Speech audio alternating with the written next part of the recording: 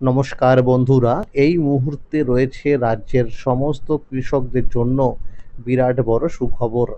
আপনি যদি একজন কৃষক হয়ে থাকেন এবং পশ্চিমবঙ্গ সরকারের কৃষক বন্ধু প্রকল্পের প্রথম কিস্তি অর্থাৎ খরিফ মরশুম টাকার জন্য অপেক্ষা করে রয়েছেন, তাহলে এই মুহূর্তে রয়েছে আপনার জন্য দুর্দান্ত সুসংবাদ। কৃষক বন্ধু প্রকল্পের প্রথম কিস্তির টাকা কবে থেকে দেওয়া হবে সেই বিষয়ে কিন্তু সঠিক আপডেট জানানো হয়েছে। কোন কোন জেলায় টাকা আগে দেওয়া হবে, কোন কোন কৃষকেরা টাকা আগে পাবে সেই বিষয়ে সঠিক আপডেট জানানো হয়েছে।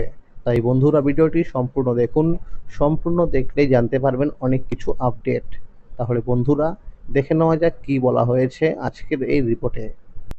এই মুহূর্তে রাজ্যের অসংখ্য কৃষক অধীর আগ্রহে অপেক্ষা করে আছেন কৃষক বন্ধু প্রকল্পের প্রথম কিস্তির টাকার জন্য। বিগত বছরের দিকে তাকালে দেখা যায় এই প্রথম কিস্তির টাকা দেওয়ার কোনো নির্দিষ্ট স্থায়ী তারিখ নেই। প্রতি বছর আলাদা আলাদা সময় টাকা দেওয়া হয়েছে। 2021 সালে 17ই জুন, 2022 সালে 27শে জুন, 2023 সালে ভোটের কারণে অনেক আগেই 26শে এপ্রিল, 2024 সালে 12ই জুন এবং 2025 সালে 29শে জুলাই টাকা দেওয়া হয়েছিল। গত 23শে এপ্রিল প্রথম দফার ভোট হয়েছে, আগামী 29শে এপ্রিল দ্বিতীয় দফার ভোট রয়েছে।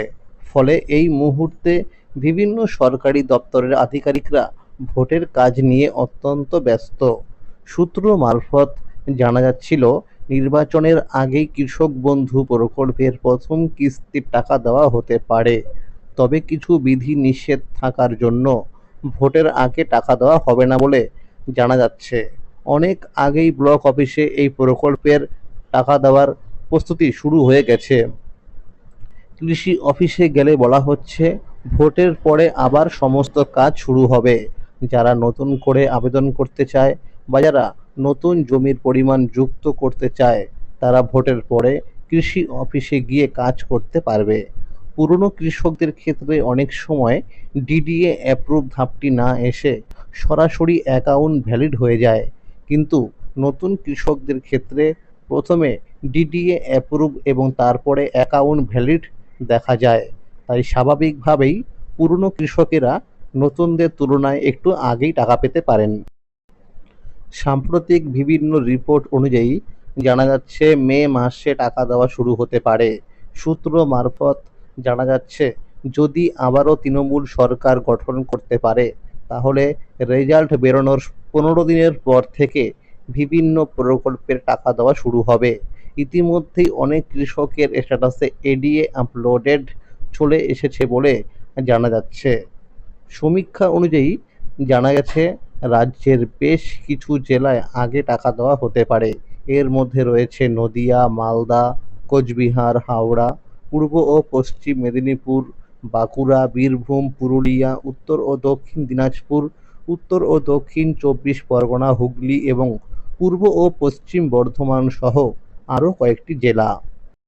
এছাড়াও যেসব কৃষক নতুন করে জমি কিনেছেন এবং কৃষি অফিসে গিয়ে জমির পরিমাণ বাড়ানোর জন্য আবেদন করেছেন, তাদের জন্য রয়েছে সুখবর।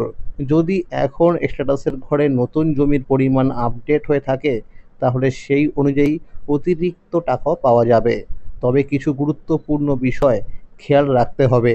যেসব কৃষকের স্ট্যাটাসের ঘরে আধার নম্বর দেখাচ্ছে না, তাদের অবশ্যই দ্রুত কৃষি অফিসে গিয়ে আধার লিঙ্কের কাজ করতে হবে।